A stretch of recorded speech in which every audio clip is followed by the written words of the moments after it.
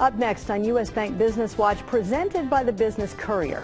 What do you do when you leave one of the world's biggest companies? We have second act career advice from some local business leaders who created a new life after P&G. Carbs, carbs, and more carbs. Blue Oven Bakery is expanding. And another urban reinvention, this time for an old North Side church. U.S. Bank Business Watch is next.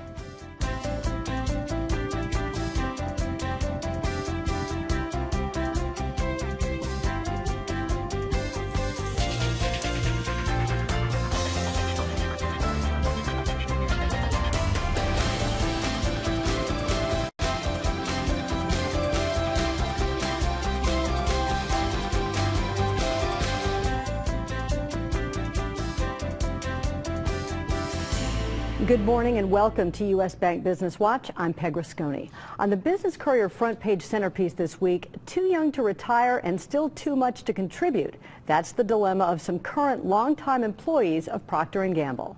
So is there life after P&G?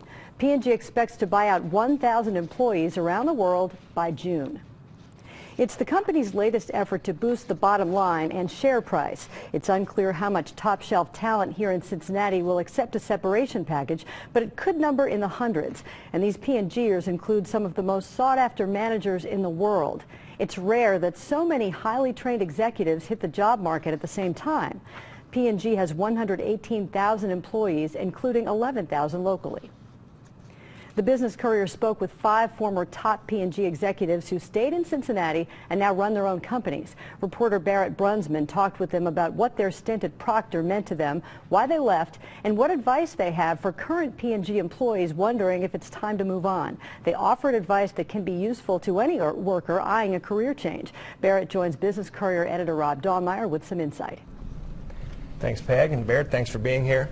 This is a charged time over at Procter. I mean, you think about hundreds of people, that's not a massive amount, but the kinds of people who are going to be leaving Procter & Gamble really is the story here. Talk about what this could mean to Cincinnati to have these kinds of people essentially on the job market. Rob, it could be good news for other local businesses. A lot of these highly trained executives have skills that could easily translate into new types of businesses, and that could help drive the synergy of what's going on throughout greater Cincinnati. And so what do you when you talk to the CEOs, for instance, about why they left, you also then talk to them about what it's like at P&G now, for the people staying. How does P&G handle losing these kinds of people and still keep, the motivation of the people that stay?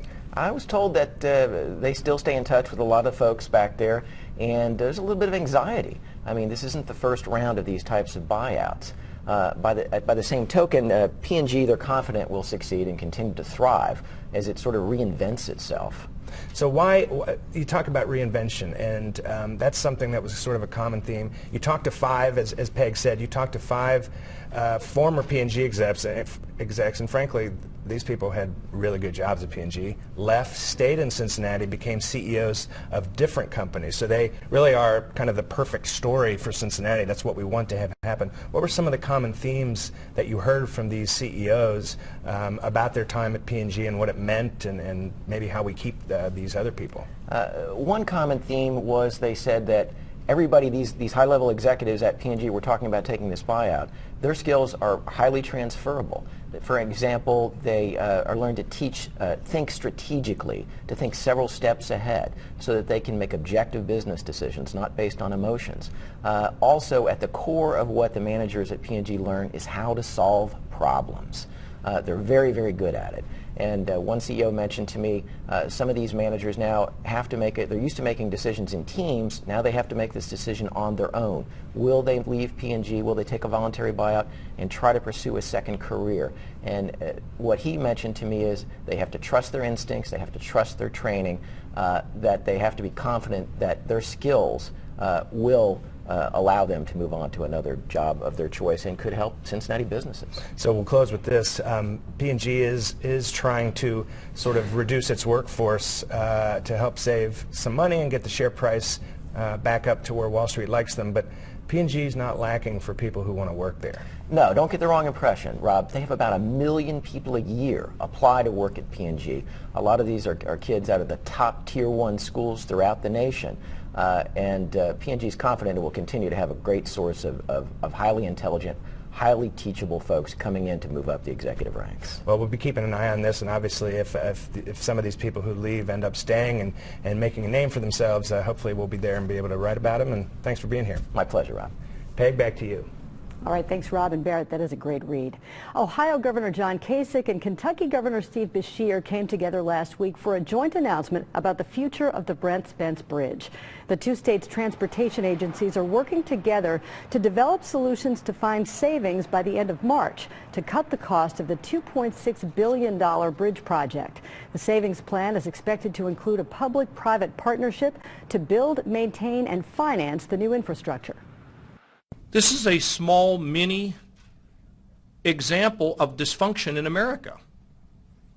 We can't seem to get anything done. It's either Republicans fighting Democrats, or Republicans fighting Republicans, or Democrats going, walking away from. This is dysfunction. One solution Beshear and Kasich have agreed on is a 50% discount on toll rates for frequent commuters who cross the river almost daily for work, school, and other purposes. The two states would also split the construction costs and toll revenues on the project 50-50. Governor Beshear has said each month of delay adds $7 million to the project. A new airline will launch service from the Cincinnati Northern Kentucky International Airport this spring and fly to Branson, Missouri, New Orleans, and Cancun, Mexico. Branson Air Express will start service on May 7th. The airline will offer introductory one-way fares of $99 for the domestic flights and $199 to Cancun. We think that this is an airport that has been growing their low-cost service. It's been a major goal of theirs to grow low-cost service, and we know that there has been a lot of visitation starting in Branson and then also these other destinations. The flight to Branson is direct. The flights to New Orleans and Cancun are not.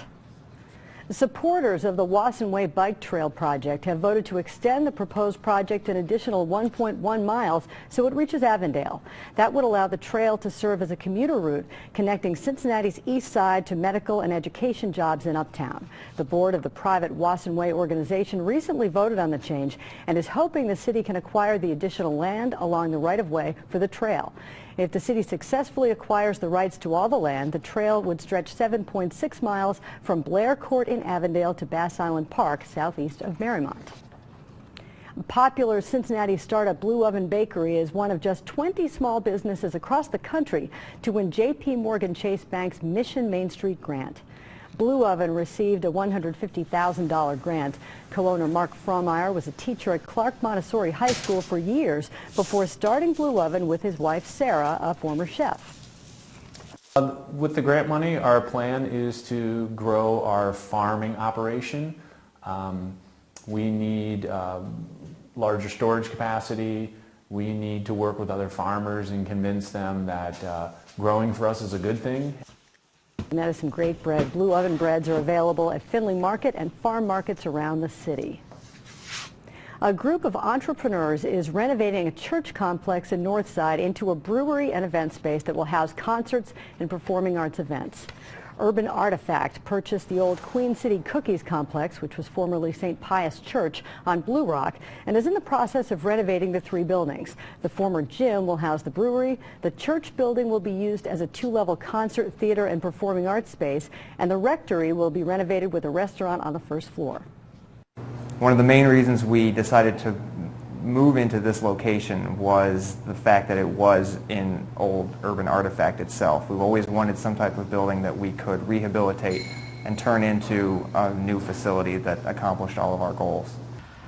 The complex also has a large courtyard for outdoor events. Urban Artifact secured a $1.4 million loan from Huntington National Bank to purchase the real estate, renovate it, and purchase the brewing equipment. Well, the Business Courier staff is always up for a party, and they threw a great one recently. About 450 people gathered for the 2015 Book of Lists Gala at the Horseshoe Casino, Cincinnati on Thursday night. Representatives from many of this year's list makers mingled with other attendees and the Courier staff. The Book a List is one of the most important products that the Business Courier does. It honors all the list makers of all the industries that we honor.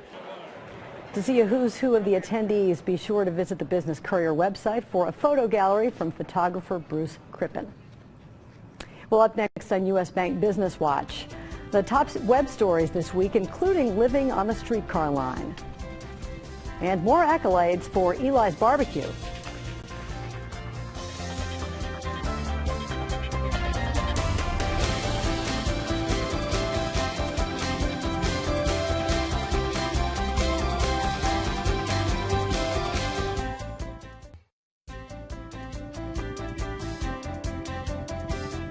Some news now that's getting a lot of attention on the Business Courier website and social media sites.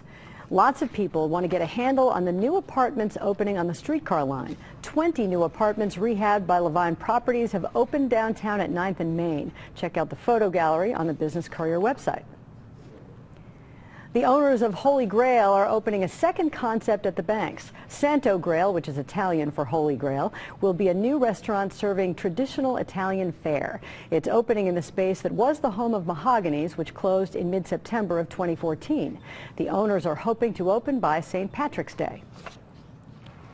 The Xavier University Athletic Department has signed a 5-year deal with Nike to provide footwear and apparel for all of its sports. Nike has provided shoes and apparel to Xavier's basketball team since the 2001-2002 season, but several of Xavier's other 18 sports have had their own deals with other providers. Now they'll all wear the swoosh, and it also means fans can buy Xavier apparel made by Nike.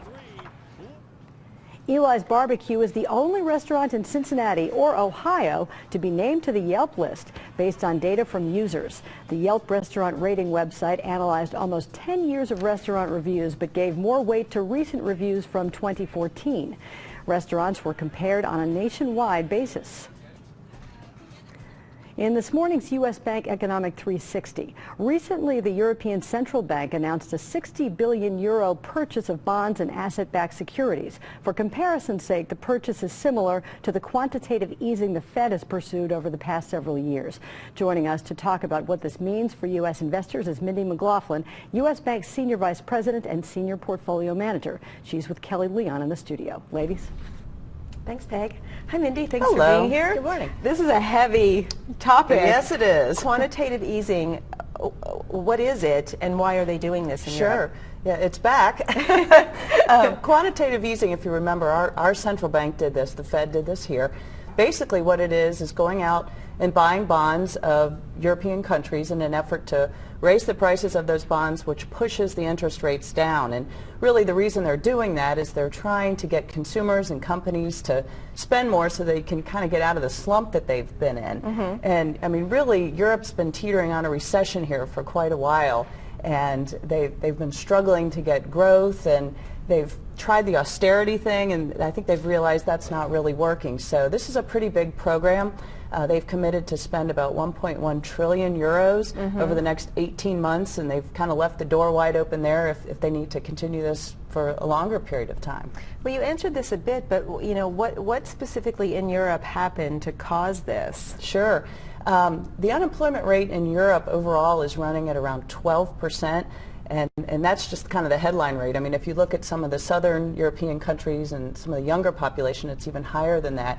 And that's twice what the rate is here at home. And so they have really never fully recovered, I don't think, since the Great Recession or the financial crisis of 08 or 09. And they've tried lowering rates and doing some different things to spur the economy, the austerity measures, and that really didn't work. And what they're fearful of is consumers have seen prices fall, and so they're kind of waiting. They don't buy because they think, well, prices will continue to fall. So this is kind of an attempt by the European Central Bank to say, hey, we're serious about doing something here, and so we're going to go in and try to make rates lower so that companies will invest, and specifically they want to devalue the euro to make the exports a lot cheaper, and so that will increase the competitiveness of the European economies. So is this strategy working?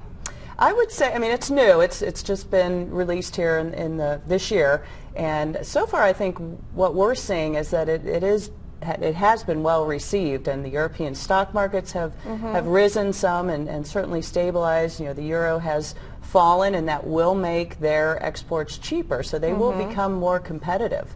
And what about the impact here in the U.S.? That is going to be the interesting thing, because obviously here at home, you know, our economy's been doing pretty well, and we've talked about that and so forth. And specifically with the bond market, what we're seeing is Treasury rates by historical standards. U.S. Treasury rates are pretty low, but when you look at the interest rates around the globe, certainly of the developed countries, we have the highest rates. So what's happening is a lot of foreign investors are coming in and purchasing our debt, and so that keeps our rates low. And you know, that's something that the Fed, I think, here would like to see higher rates, but because of these other forces, you know, that's not really happening.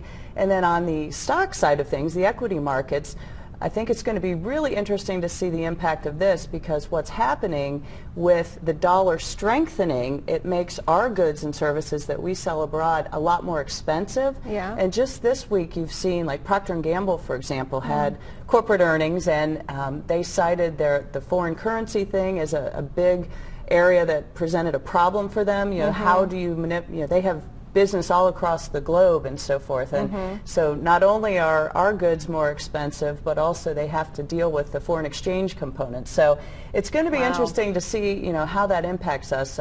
Earnings, I think, are coming down a little bit, so that's something we're going to really have to watch, and we'll probably talk about again. Yeah, well, thanks for taking a difficult topic and making it a little bit easier for us to understand. I hope I did. Okay. You always do. Thanks. Peg, back to you.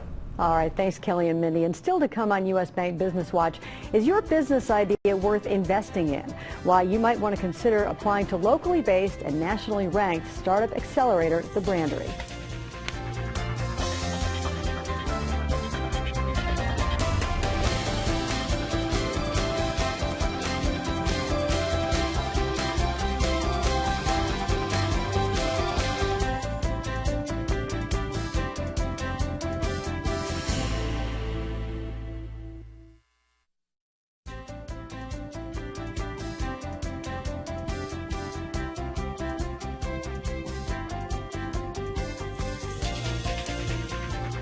Do you have the next big idea? Starting today, February 1st, the Brandery is accepting applications for its 2015 class. The Brandery is a nationally ranked seed stage startup accelerator that leverages the expertise of the Cincinnati region, namely branding, marketing, and design. The Brandery offers a financial grant, mentoring, partnership opportunities, and introductions to investors nationwide. Joining us to talk about the Brandery are General Manager Mike Bott and recent Brandery grad Steve Caldwell, founder and CEO of Strap. Strap was recently accepted into the Wearable World Labs Accelerator in San Francisco for its winter 2015 class. Mike and Steve are with Business Courier publisher Jamie Smith in the studio. Gentlemen. Thanks, Peg. Guys, thanks for being here today.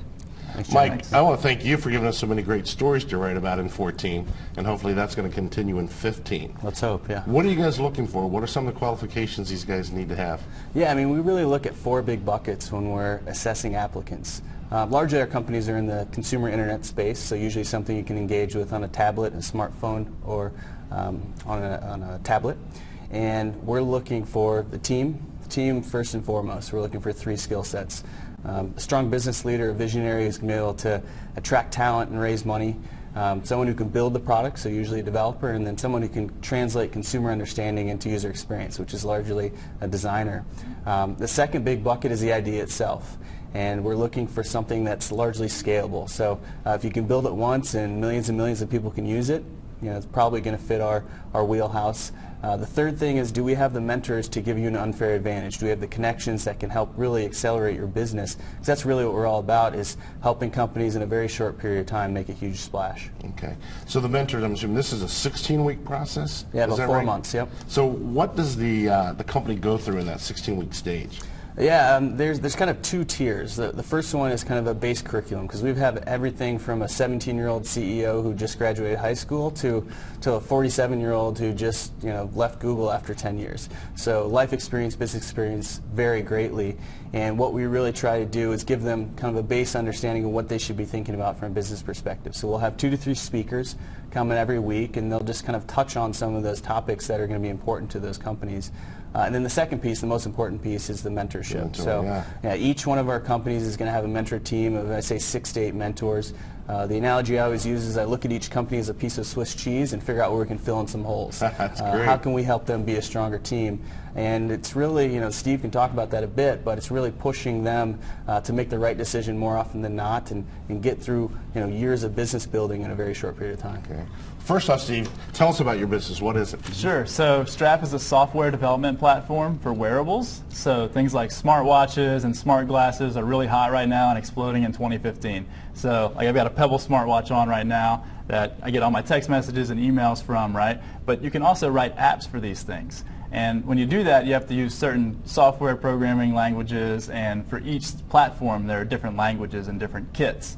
And so what we're doing is we're saying, don't go learn 5 languages and 5 different methodologies. Come to Strap. We provide a single framework that allows you to write for all these platforms. So instead of 20,000 lines of code, you write 200 with Strap, and we give you great analytics on the back end to figure out who's using those applications. Okay, that's great. Yeah. Tell us real briefly, what has the Brander experience meant to you?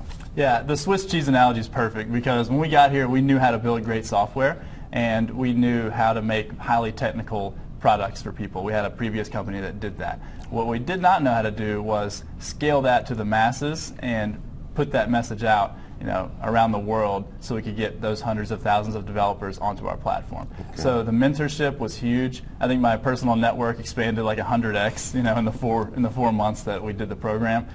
So just getting to know people from all walks of life, from the Fortune 500s to Google and Facebook. It's been a great experience getting to know a lot of great people. Well, that's great. We're going to put on the screen for our viewers how to find out more information about it. The deadline is today, or not deadline, but it's opening up today.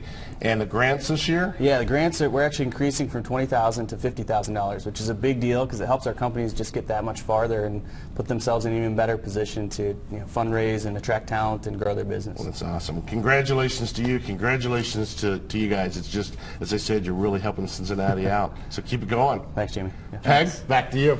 All right, thanks Jamie, Mike, and Stephen. Thank you for joining us this morning for U.S. Bank Business Watch. We'll be back next Sunday and every Sunday morning at 6:30 here on Local 12 and 10 a.m. on the CW. And for more business news all week long, you can visit the Business Courier online and sign up for daily emails and follow on Twitter and Facebook. The address is CincinnatiBusinessCourier.com. I'm Peg Rasconi. Have a great Sunday.